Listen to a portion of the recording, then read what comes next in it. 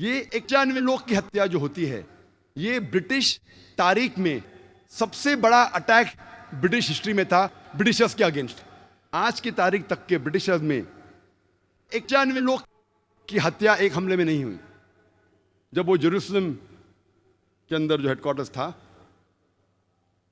और इसके जिम्मेदार थे यहूदी लोग, इरगुन गैंग, इरगुन टेररिस्ट ग्रुप, जिसके सदर थे मेनेकेन बिगिन।